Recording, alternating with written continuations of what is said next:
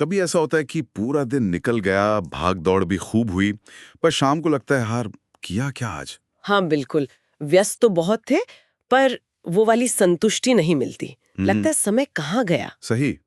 ये एक बहुत ही जानी पहचानी सी उलझन है आजकल। तो आज हम इसी पर थोड़ी बात करने वाले हैं।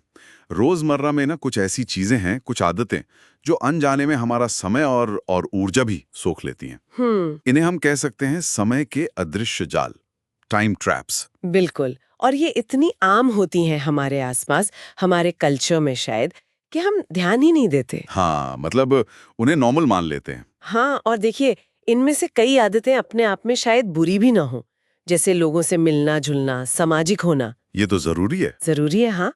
पर जब इनका संतुलन बिगड़ता है ना, तब हमारे जो जरूरी काम हैं या लक्ष्य हैं, वो पीछे छूटने लगते हैं। अच्छा। तो यहाँ जरूरत है बस इन्हें पहचानने की और थोड़ा सचेत होकर इन्हें मैनेज करने की। सही कहा।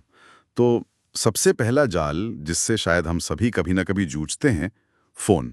ओ हाँ, फोन का जरूरत से ज्यादा इस्तेमाल। खासकर सुबह उठते ही आंख खुली नहीं के हाथ फोन पर। Social media, news feed, WhatsApp groups. घंटों निकल जाते हैं, पता ही नहीं चलता। और इसका असर सिर्फ ये नहीं कि समय गया, सुबह सुबह ये दिमाग में इतनी सारी चीजें भर जाती हैं। फोकस चला जाता है।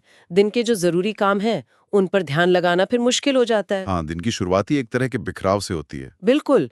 मानसिक स्पष्टता नहीं रहती। तो इसका क्या हल हो सकता है? कोई तरीका? एक तरीका है, थोड़ा सोच समझकर फोन इस्तेमाल का समय तय करना। मतलब एक शेड्यूल्ड डिजिटल डिटॉक्स जैसा। जैसे सुबह उठने के बाद मान लीजिए पहले आधे घंटे या 1 घंटे फोन को हाथ न लगाना। उस समय में कुछ और करें, शायद थोड़ी कसरत या दिन की प्लानिंग या बस शांति से चाय पीना। हाँ, ये अच्छा आइडिया है।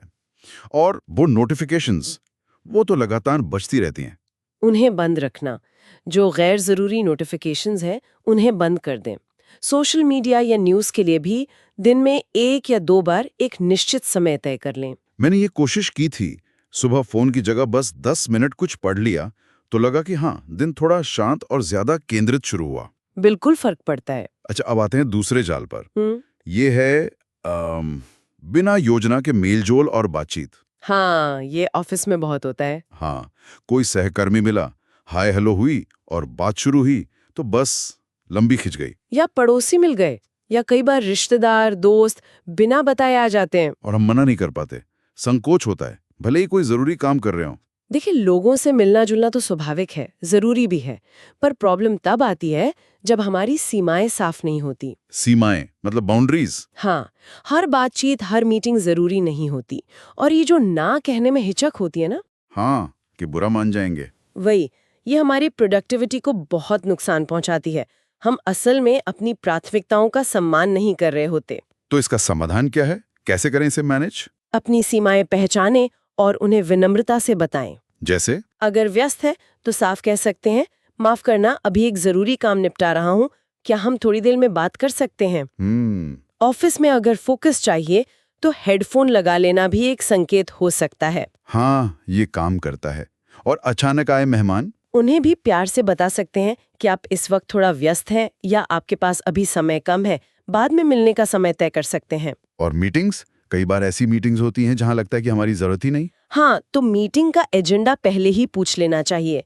अगर लगता है कि आपका सीधा योगदान नहीं है, तो विनम्रता से पूछ सकते हैं, क्या इस चर्चा में मेरी वाकई जरूरत है या मैं बाद में मिनट्स देख सकता हूँ। ये सही है, इससे सबका समय बचता है। बिल्कुल। ठीक है। और तीसरा बड़ा जाल, ये मेरा पसंदीदा है, टाल मटोल।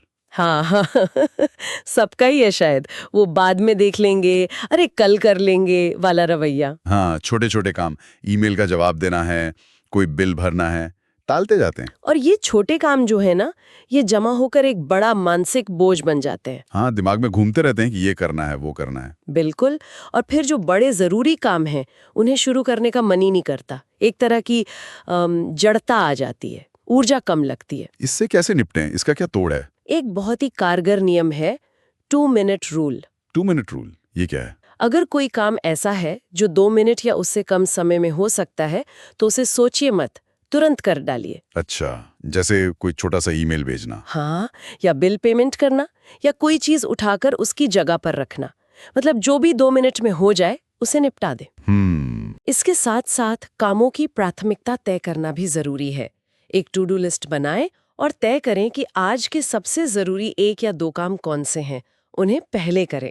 इससे वो पेंडिंग वाला बोझ हटता है दिमाग से। सही कहा। और फिर बड़े कामों के लिए हिम्मत और आत्मविश्वास भी बढ़ता है। तो अगर हम आज की बातचीत को समेटें तो मुख्य बातें क्या रहीं? पहली बात तो फोन का सचेत इस्तेमाल, डिजिटल डिटॉक्स शेड्यूल करना, खासकर सुबह और रात को स्क्रीन से दूरी। ठीक है। दूसरा? अनियोजित मेल जोल और बातचीत के लिए विनम्रता से सीमाएं तय करना और उन्हें कम्युनिकेट करना। तीसरा? हर मीटिंग या सामाजिक न्योता को हाँ कहना जरूरी नहीं। एजेंडा पूछें और जरूरत न लगे तो विनम्रता से मना करना सीखें। और चौथा? टाल मटोल से बचने के लिए 2 मिनट रूल अपनाना और कामों को प्राथमिकता देना।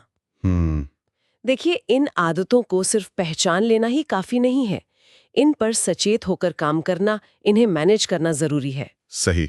ये सिर्फ टाइम बचाने की बात नहीं है, ये अपनी ऊर्जा को सही दिशा में लगाने की बात है, उन चीजों पर जो हमारे लिए सच में मायने रखती हैं। एक तरह से अपने जीवन को ज्यादा इरादे से जीना, पर्पसफुली। बिल्कुल, इससे मानसिक शांति भी बढ़ती है। और जाते जाते एक सवाल श्रोताओं के लिए भी छोड़ जाते हैं। हाँ, ये जो सामाजिक अपेक्षाएं होती हैं और हमारी अपनी व्यक्तिगत जरूरतें या प्रोडक्टिविटी के लक्ष्य, इनके बीच वो सही संतुलन कैसे खोजा जाए? क्या अपनी सीमाएं साफ साफ बताने से रिश्ते कमजोर पड़ते हैं या शायद लंबे समय में वो और ज्यादा स्वस्थ और ईमानदार बन जाते हैं? ये सोचने वाली बात है। जरूर सोचेगा इस पर।